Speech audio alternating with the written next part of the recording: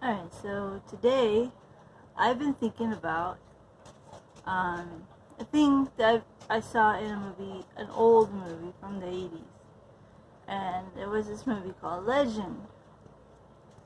And there was a small part played by Robert Picardo of Meg Nickelbones. She was a swamp witch. Um, she was scary when I was little. And I was little in the 80s, so. But I recently watched a couple of clips from that old movie, and then I came to today I was thinking about it. The story came to me. Okay, so evil, grotesque looking swamp witch. And she's evil. She's mean. She ruthless,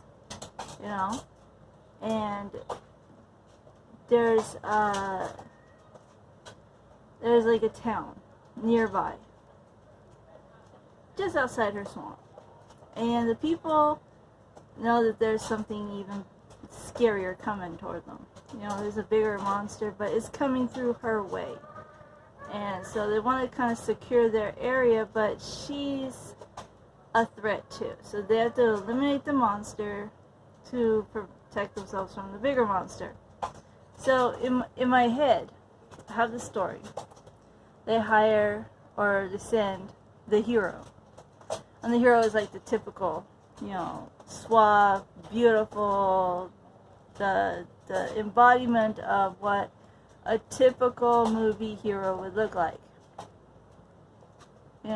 And in Legend they had Tom Cruise. So we're talking about the glamour boy. Glamour boy has everything going for him. Wants nothing. Everything's just handed to him. Life is beautiful for him. He is beautiful. Everything always works in his favor. And so he goes to destroy the evil, ugly, grotesque, misshapen, green, slimy witch. Something happens unexpectedly. He falls madly in love. Embarrassingly, unashamed, fall down in love. Somehow, he avoids getting murdered. She tries to kill him. He's clever. He's quick. He's aware. And he's able to avoid being killed. And he keeps wooing her. He keeps trying to persuade her to let him love her. He loves her unconditionally. And so you end up seeing her confused by him, struggling to accept what he's saying to be the truth. He says things to her that nobody has ever said before. How beautiful she is. How he loves her. And he treats her like she has value. She doesn't stop being evil. He's unhappy with it. He chides her lovingly for being evil. And it gets to the point where she starts kind of being evil when he's not looking, because she don't want to disappoint him, or she don't want him to feel bad or be upset. When he realizes that, he realizes she actually cares what he thinks about her. So he starts working on her. The whole time the big bad evil is coming, it's still coming. Townspeople still sending more people to get rid of this witch, because he was supposed to get rid of her and he didn't. And so now he's trying to convince the townspeople to leave her alone, focus on the big bad. he's hanging out with her. He's seeing her daily life. Now, she has killed villagers who ventured into the swamp. She has. I mean, it's a given that she's the evil witch. But her daily life is not all about that. She's like harvesting mushrooms and picking herbs and reading books, and she's got this life. And she's not lonely at all. I mean, she is alone, but she's not lonely. She is at peace when left alone.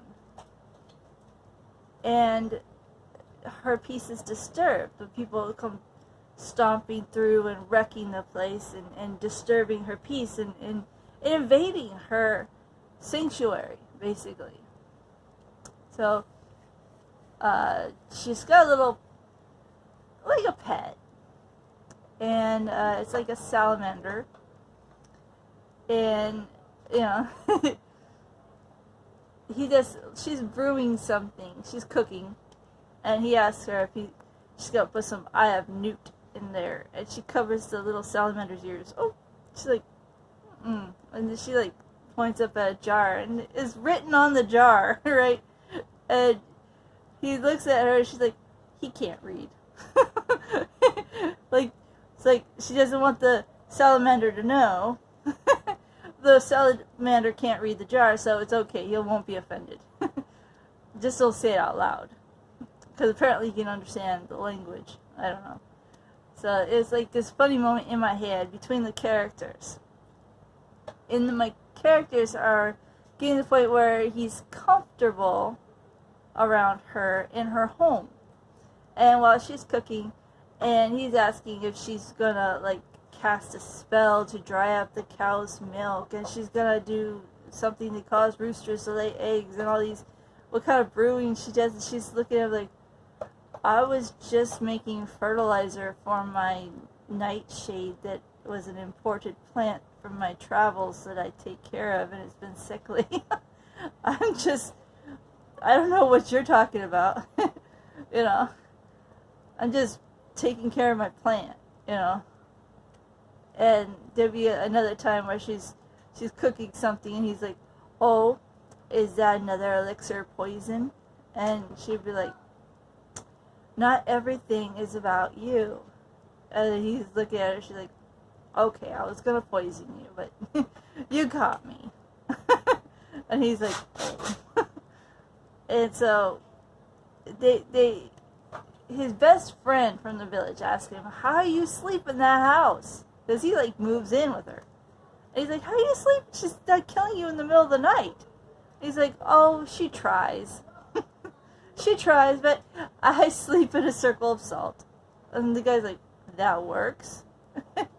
He's like, well, you know, I have different things that I do this, and I do this, and I do this. And it keeps me safe. And, you know, it's the price I pay to be with her. And I'm willing to pay the price. And you find that she's actually not trying to kill him anymore. I mean, once he's moved in, he's just there. And she's become comfortable with it. I mean, he's learned how to navigate the swamp without causing harm to it. He's learned how to navigate her space while she's walking around and doing her thing. And she's come used to him, and he's become physical with her. And so they make love. It's probably the most sensual yet grotesque thing that could probably be written. I want her to have no desire whatsoever to conflict with the big bad that's coming. This big bad monster of some sort. This monster will come in, and it's not just going to kill the town's people. It wants to kill the witch too. It just wants to kill everything. And so as it comes through her territory, it's going to kill everything she cares about in the swamp. She's going to kill the witch. She's going to kill everything. Well, our hero of the story does the ultimate sacrifice. He actually dies for the sea witch. Or not the sea witch, but the swamp witch. He dies for the swamp witch. And as he dies, he is loving her with his very last ember of life till it's gone. And she sees it, and she's starting to realize the impact he's had on her. She's saved, and she feels like, well, he's gone now. I can go back to how I was, how everything was before. But she can't. She can't go back. His love has left an impression on her. And so she actually decides to go up against the big bad. Now, Big Bad's reached the town and is wreaking havoc and is hurting things and is destroying things and is breaking things apart and it's just doing its monster thing. And she goes up there and she becomes enraged. Righteously enraged. Because the only thing that has ever loved her was killed by this thing. Something that she's never had before. Something that she'll never have again. It was taken from her. And she gets angry.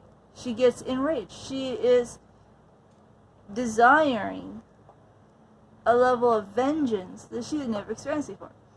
She faces down this monster and she kills it.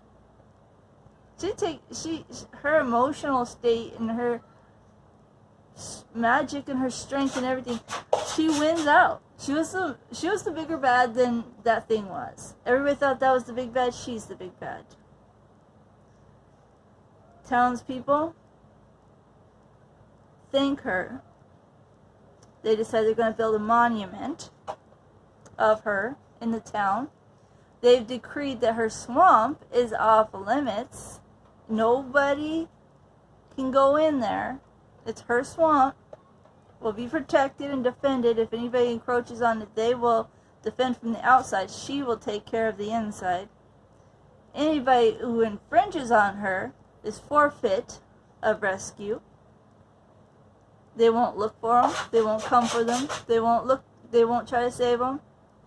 And if she kills them, that's between her and them. So basically, she's gonna be able to live her life however she wants it for as long as it's there. So she's happy that they're gonna stop coming into her swamp. She ain't looking for people to kill, but she won't look away either. So she goes back, and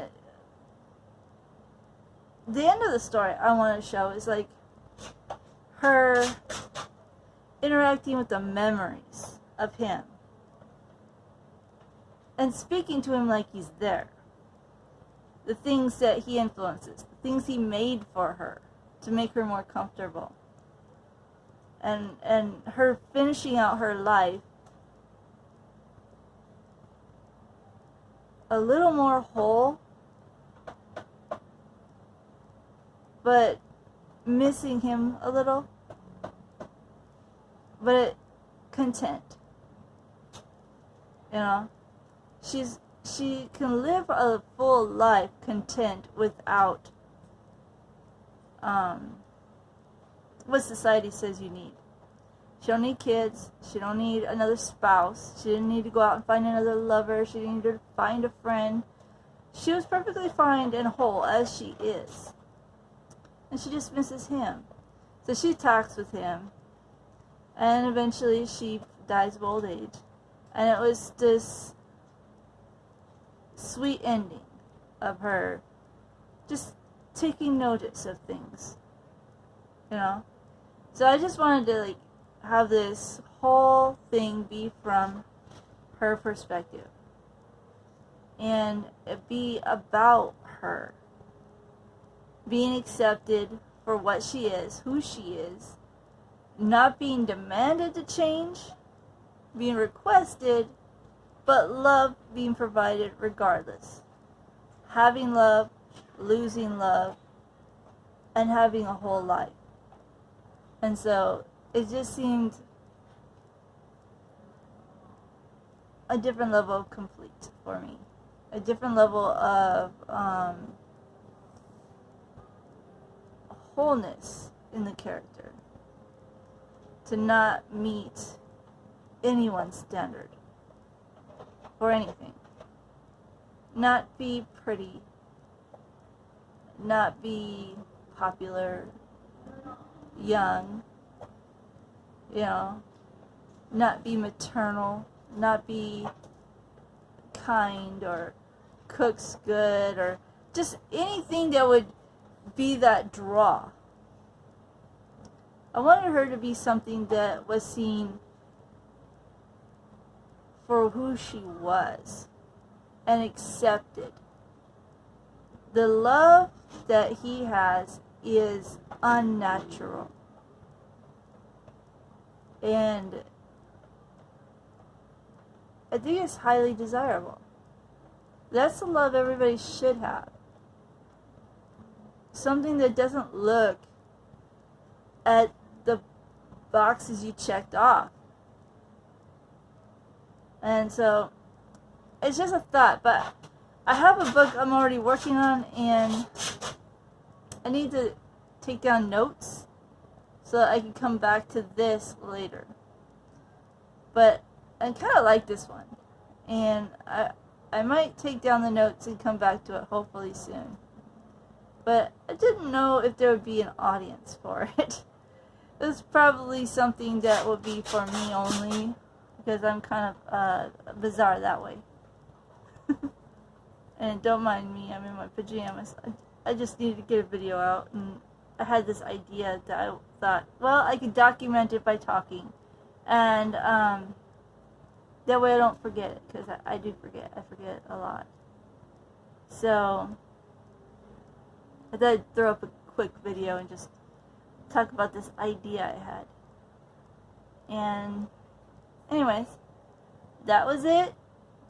Just a swamp witch. And I was thinking about just calling it swamp witch. You know, put a grotesque, ugly swamp witch on the cover. But I don't know. Maybe something less obvious. Alright. Talk to you another time. Okay, bye.